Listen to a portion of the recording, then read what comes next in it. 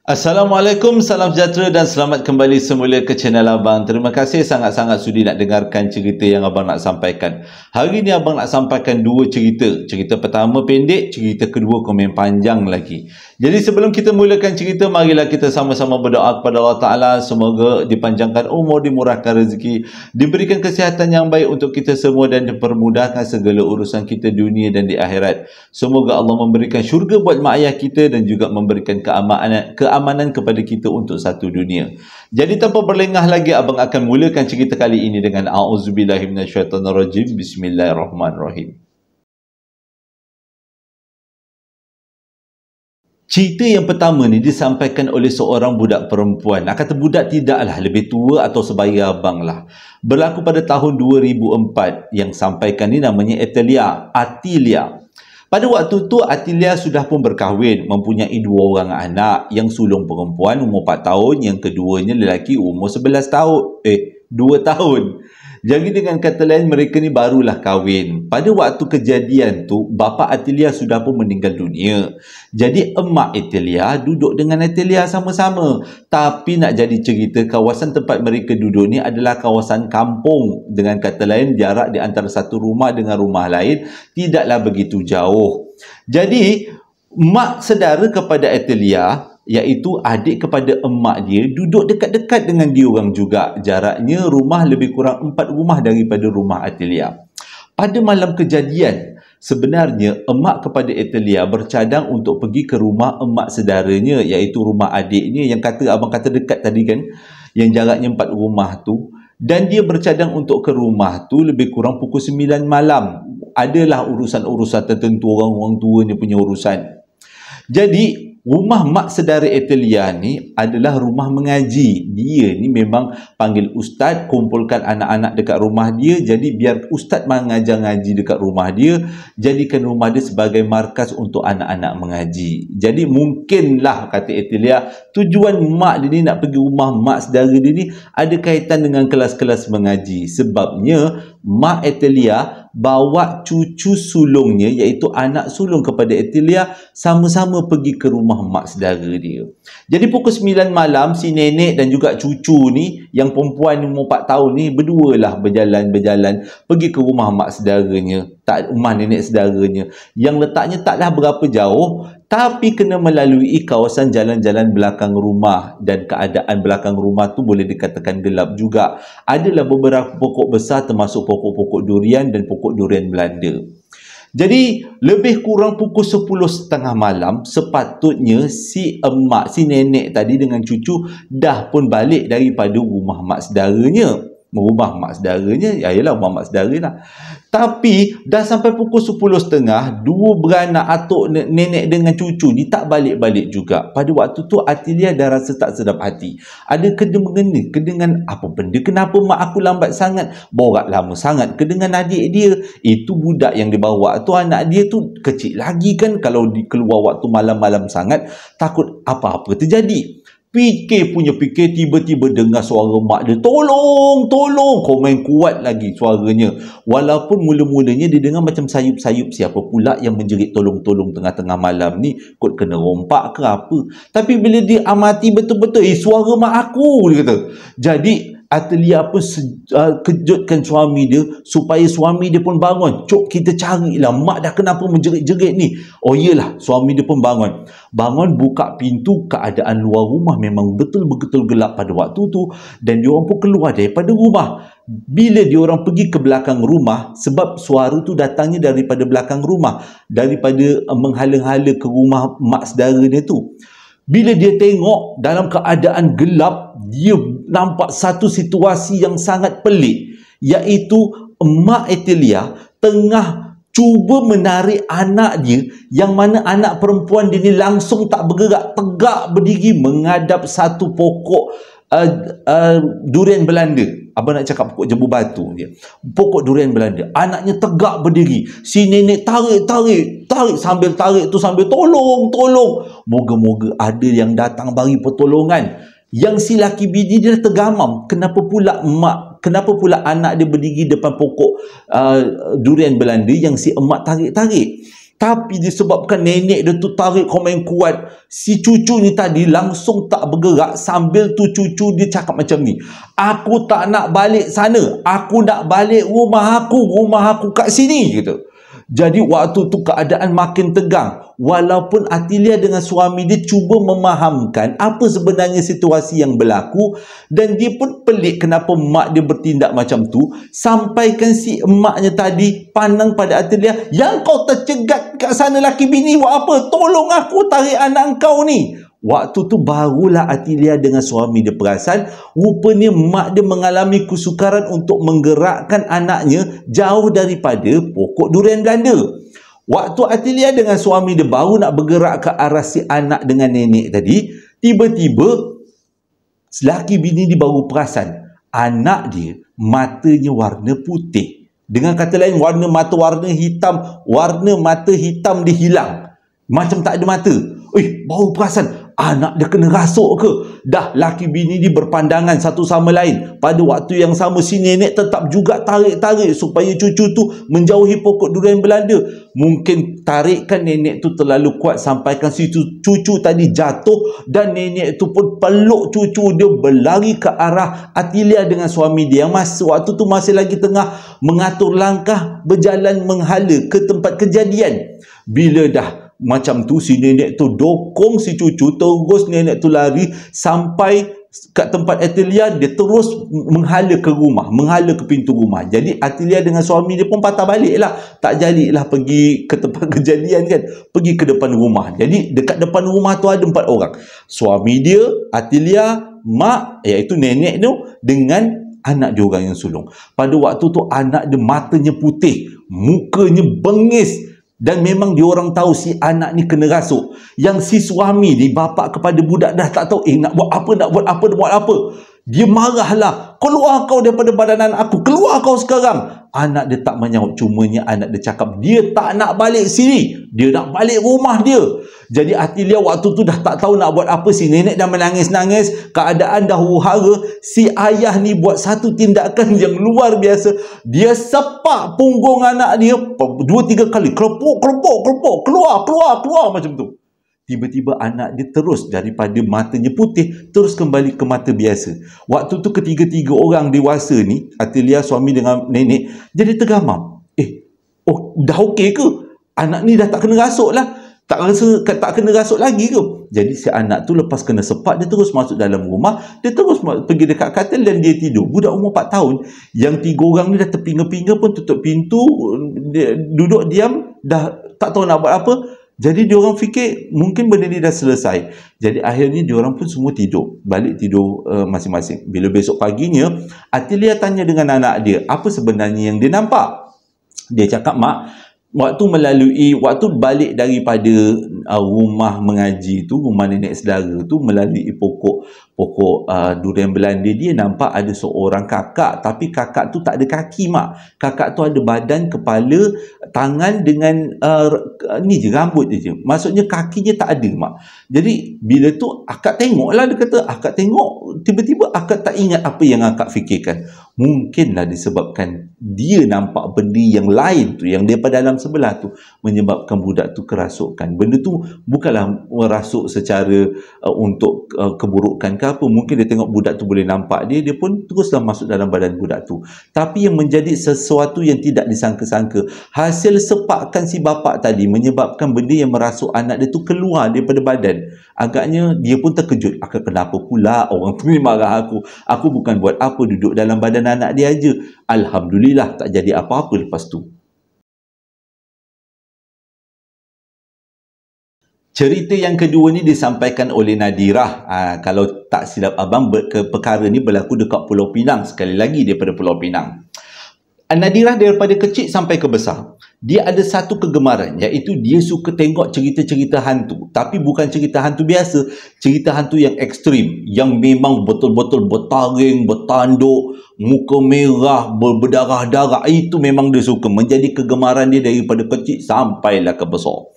Jadi pada satu hari, tiba-tiba bapak dia ajak dia balik kampung. Dia tanya dengan bapak dia nak balik kampung mana, sebab dia ada 2 kampung. Satu belah bapak dia kat Pahang, satu belah mak dia dekat Pulau Pinang. Bapak dia cakap, kita nak balik kat Pulau Pinang, nak bawa kamu dengan mak kamu sekali dan adik-beradik semua balik ke Pulau Pinang. Jadi dia pun seronok jugalah sebab jarang-jarang balik Pulau Pinang, jumpa dengan saudara mara, sepupu, sepapat. Kalau dah berjumpa banyak pula ceritanya. Pada waktu tu dia dah sekolah menengah. Dia dah sekolah menengah pada waktu tu. Jadi dia pun sukalah bila bapak dia kata nak balik kampung. Dalam perjalanan kat Pulau Pinang tu, dia orang singgah dekat rumah mak kepada bapak dia yang terletak dekat Pahang. Kampung bapak dia lah. Bila sampai dekat rumah Pahang tu, jumpalah dengan si nenek yang belah bapak ni, berborak-borak lah bapak dengan mak dia. Jadi Nadirah terdengar satu perbualan yang agak janggal, iaitu bila si nenek tu nak tanya, apa tujuan mereka semua balik ke Pulau Pinang? Si bapak ni boleh beritahu macam ni. Sebenarnya mak, kami ni nak bawa mak nak balik ke Pulau Pinang sebabnya nak mengubatkan si Nadirah. Waktu tu Nadirah dengar, dah mengubatkan aku dah kenapa? Aku tak pernah sakit apa-apa. Aku sihat aja selama ni. Jadi mak dia kata, nak mengubatkan kenapa? Aku tengok cucu aku tu elok aja. Oh, waktu tu Nadirah pasang telinga. Macam ni mak dia kata, bini saya ni ada saka keturunan dan mengikut ceritanya dan ciri-cirinya, saka keturunan tu tengah nak mencari orang, nak mencari pengganti. Sebab mak bapak dia keturunan yang pegang saka tu, mak saudara macam tu lah kepada bini dia, dah meninggal. Jadi saka tu dah turun kat dua tempat mengikut apa yang diberitahu oleh keluarga, iaitu Nadirah dan juga maknya, iaitu isteri kepada si ayah. Memanglah mak tu isteri pada ayah kan. Jadi bila Nadirah dengar macam tu, dia pun terkejut jugalah. Oh, ada saka kot dekat badan aku ni. Oh, tak sangka. Jadi dia pun ikutlah dengan perasaan yang excited gila-gila. Sebabnya selama ni dia tengok cerita hantu, dia tengok orang kena rasuk, kena saka. Tapi kali ni tak sangka pula yang saka tu ada dekat dalam badan dia. Separuh, bukan semua, separuh. Separuh kat badan dia, separuh dalam badan mak dia. Jadi bila perjalanan 2-3 jam daripada Pahang sampailah dekat Pulau Pinang, sampai kat sana saudara mara semua dah berkumpul. Jadi pada malam tu lah, tak tangguh-tangguh dia orang adakan satu upacara untuk mengubati saka.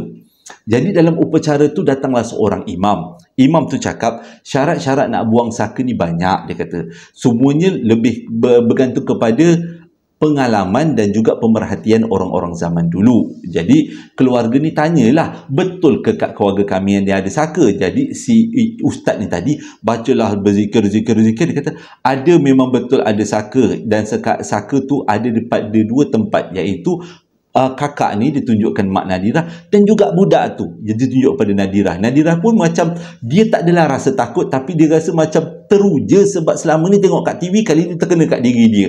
Nak kata dia takut, tak juga. Pada waktu tu dia kata amalan agama dia kurang, jadi dia tak terfikir yang saka ni sebenarnya memberikan sesuatu kesan yang buruk dekat kemudian hari. Jadi dia pun diamlah. Okey. Jadi sebelum memulakan upacara tu, memulakan rukiah-rukiah nak membuang saka tu, tengah siap-siapkan tempat, yang si imam ni pun tanyalah dekat Nadirah, pernah tak mengalami beberapa peristiwa yang pelik, dia kata. Mula-mula Nadirah malas nak fikir, tapi bila dah lama-lama, dia terfikir juga beberapa peristiwa pelik yang dia alami sepanjang hidup dia. Lebih kurang 3 kalilah peristiwa tu. Dan sewaktu peristiwa tu berlaku, dia anggap benda tu sebagai remeh. Sebab dia kata orang-orang yang nampak atau orang yang terlibat dengan peristiwa tu mungkin dalam keadaan ketakutan ke apa, ataupun terlalu banyak tengok movie, sebab itu mengalami peristiwa yang pelik. Jadi imam tu tanya, cuba kamu ceritakan Nadirah, apa sebenarnya peristiwanya? Dia kata pada satu hari tu dia pernah call kawan dia waktu tengah malam, lebih kurang pukul 2, pukul 3 pagi lah macam tu. Biasalah anak-anak remaja nak call tengah malam. Kalau si perempuan call 2-3 pagi, tak akanlah call perempuan pula kan, mestilah call boyfriendnya. Jadi 2-3 pagi. Jadi sewaktu dia tengah call boyfriend dia ni, boyfriend ni ada juga mengadu. 2-3 kali benda ni berlaku, mengadu yang dia kata, kenapa rumah awak ni bising sangat, macam ada kenduri kendara. Padahal pada waktu tu, kata Nadirah, rumah dia senyap sunyi sebab semua orang dah tidur. Itu peristiwa pertama. Dan peristiwa kedua pula, pada waktu tu Nadirah masih lagi sekolah. Waktu tu masih ada handset, baru beli handset. Jadi konon-kononnya bila dah baru beli handset ni, naklah juga video-video call dengan kawan-kawan. Tapi bukan kawan lelaki, kawan perempuan pula kali ni. Tengah-tengah video call dalam keadaan yang memang masih lagi awal malam, kawan-kawan dia selalu bagi tahu kenapa dekat belakang kau ada orang melintas. Kadang-kadang dia kata tengah video call, kawan dia cakap, kenapa mak kau ada dekat dalam bilik kau tapi berdiri tegak aja, mata buntang-buntang. Dia pun anggap apa yang kawan-kawan dia cakap tu semata-mata untuk menakut-nakutkan dia. Dia tak terfikir itu adalah sebahagian daripada saka yang nak dicakapkan tu.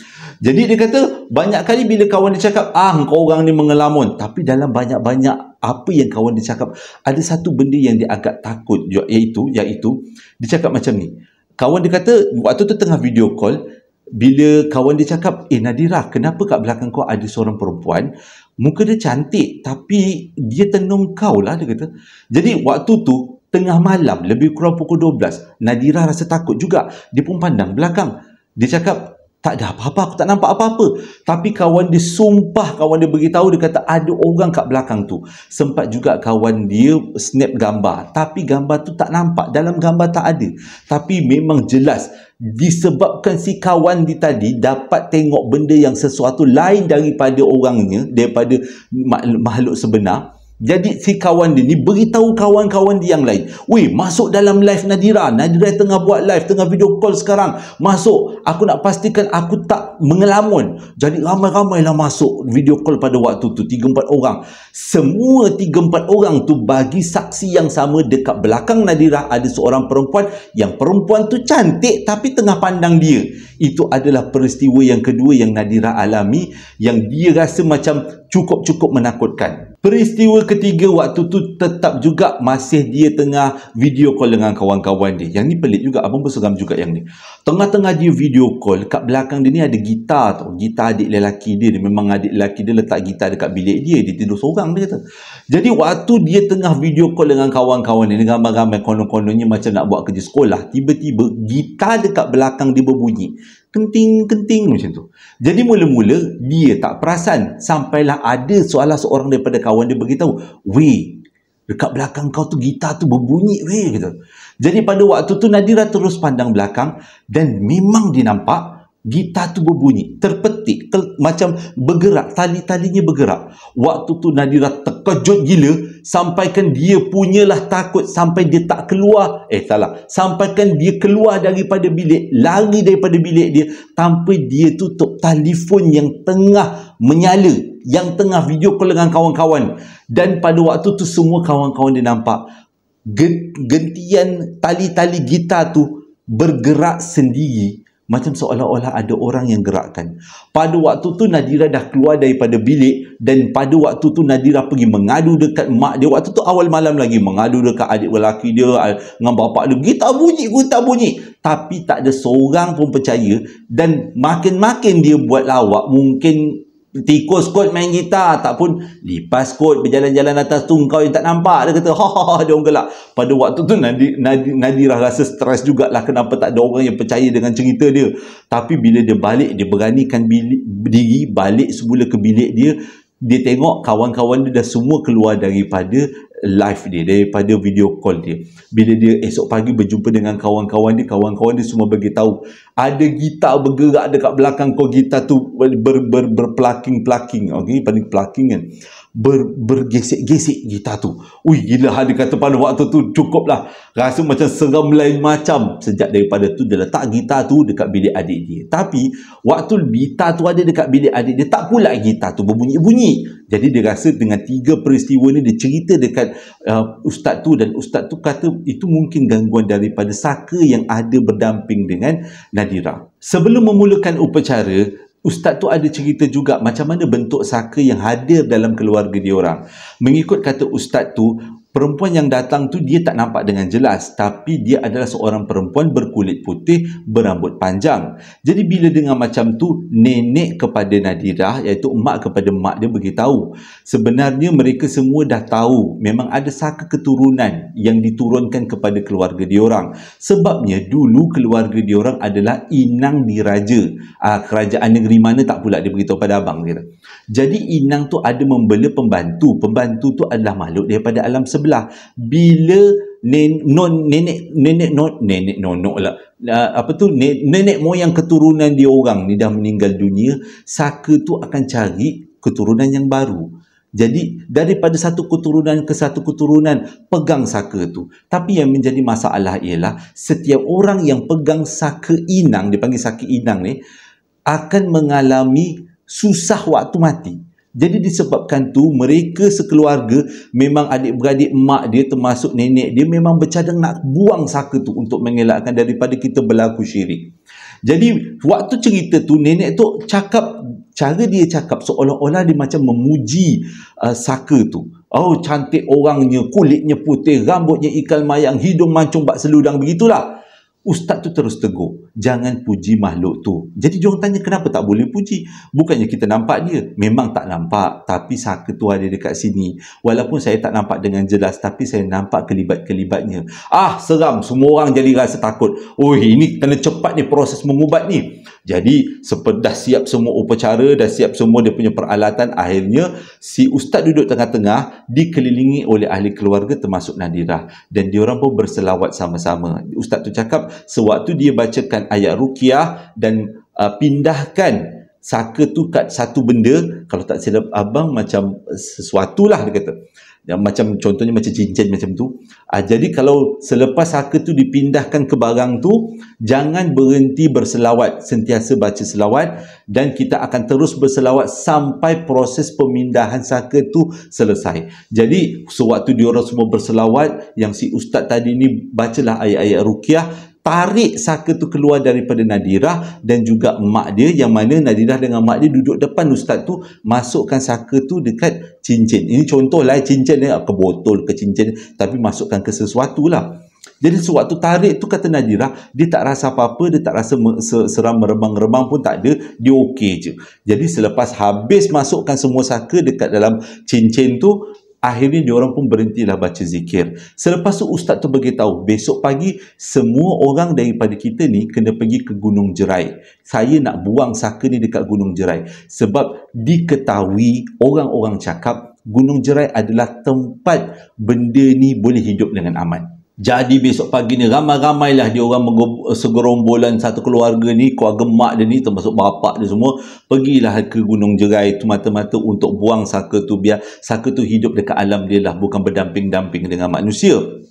Tapi dekat sana ada lagi satu persyaratan yang dia kena buat, iaitu kena mandi air telaga dekat Gunung Jerai.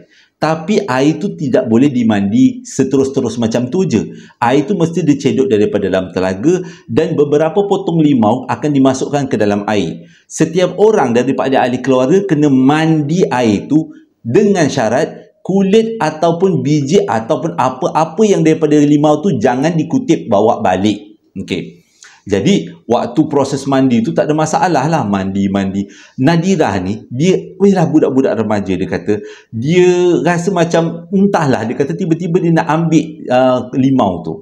Lepas dia habis mandi tu, dia ambil limau tu. Bila ambil limau tu, dia meletak dalam poket. Belum dia jauh daripada ustaz, walaupun ustaz tu tak nampak dia ambil limau tu, ustaz tu terus panggil dia, "Sini Nadirah," dia kata, "awak ambil limau tadi kan, cempak." Lepas tu Nadirah pun terkejut juga, macam mana ustaz ni boleh tahu? Jadi Nadirah pun keluarkanlah limau tu daripada poket dia letak. Dan Nadirah pun nak pergi daripada situ. Tak boleh, kena mandi sekali lagi. Sebab kau dah langgar pantang. Nadirah dah langgar pantang. Kena mandi sekali lagi. Tapi kali ini ada sesuatu perkara yang pelik berlaku. Waktu air cecah ke kepala Nadirah, untuk kali yang kedua, tiba-tiba kawasan Gunung Jerai itu jadi ribut. Sekuat-kuat ribut, sampaikan semua ahli keluarga bertempiaran cari tempat untuk melindungi diri. Waktu tu yang tinggal dekat telaga tu Nadirah dengan ustaz ni aja. Ustaz ni terus juga mandikan. Pada waktu tu Nadirah dalam keadaan ketakutan, dia kata dengan ribut, tiba-tiba satu badan dia rasa sejuk gila. Sejuk yang tak boleh nak cakap. Menggigil-gigil. Dia menahan kesejukan. Ustaz tu cakap benda tu memang betul-betul tak nak lepaskan daripada Nadirah. Tapi selepas dimandikan, habis je mandi Nadirah, untuk kali yang kedua ni, ribut pun hilang. Pelik, kata Nadirah. Susah nak dijelaskan. Tapi apa yang berlaku dekat dalam filem betul-betul berlaku dekat dalam hidup dia waktu dia mandi dekat Gunung Jerai tu. Sebelum balik daripada Gunung Jerai tu, sebenarnya waktu mandi tu kenapa dia tiba-tiba ribut taufan? Nak tahu kenapa? Sebabnya sewaktu ustaz tu nak mandikan, Nadirah terdetik dalam hati, dia kata, tak payahlah buang saka ni, Saka ni okey kot. Aku rasa macam tak ada apa-apa pun. Tak payahlah putuskan saka ni. Dia terdetik dalam hati. Sebab itu sewaktu imam tu mandikan, ustaz tu mandikan, dia jadi ribut sebab bertentangan. Dalam hati Nadira seolah-olah tak nak melepaskan, tapi ustaz tu buat usaha untuk memutuskan. Jadi bila dah bertelagah dua benda ni, itu yang jadi ribut. Sampaikan ustaz tu waktu dia mandi, ustaz tu cakap, lepaskan. Niatkan dalam hati, lepaskan. Kita ni daripada makhluk lain, dia daripada makhluk lain.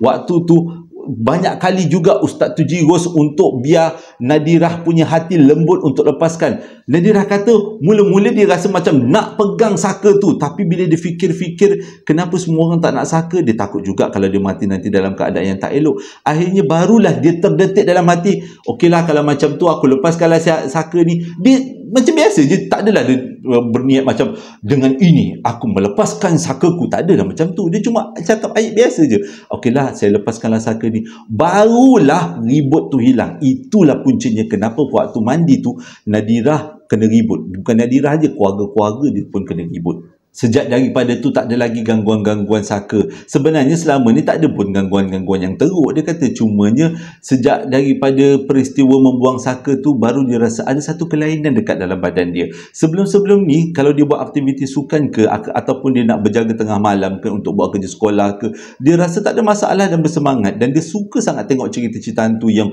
muka terpecah-pecah amanah tu, semua memang sukalah sangat. Tapi sejak daripada saka tu dibuang, dia memang tak suka nak tengok cerita hantu. Dia rasa macam kalau tengok cerita hantu tu macam tengah buat sesuatu yang salah, dia kata. Macam pelik pula abang cerita. Macam orang tengok cerita abang ni macam tak ada rasa bersalah kan. Macam lah, dia kata rasa macam salah, rasa macam ada yang tak kena. Dia kata dia tak nak mendewa-dewakan makhluk alam sebelah. Cukuplah dia kata dengan apa yang dia dah alami. Jadi tujuan abang bercerita ni adalah bukan untuk mendewa-dewakan makhluk alam sebelah, tapi untuk kita jadikan iktibar dan pengajaran. Moga-moga cerita yang abang sampaikan ni adalah terkait-kait dengan kisah-kisah hidup kita kan, jadi pengajaran untuk kita.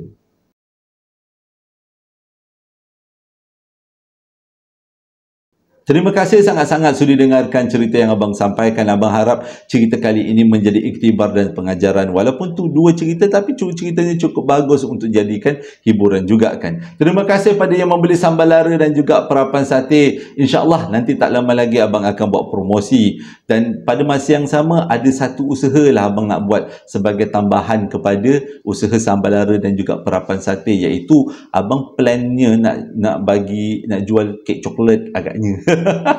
Sebab hari tu abang ada rasa adik abang punya kek coklat, adik ipar lah, sedapnya kek coklat kau ni cakap ni kalau Alung jual ni mana tahu dia nak rasa, mana tahu kan. Jadi sebagai ialah adik ipar abang pun ahli suri rumah lah, seperti biasa kan, jadi bolehlah menambahkan ekonomi keluarga dia untuk anak-anak dia mendidik 6 orang tu.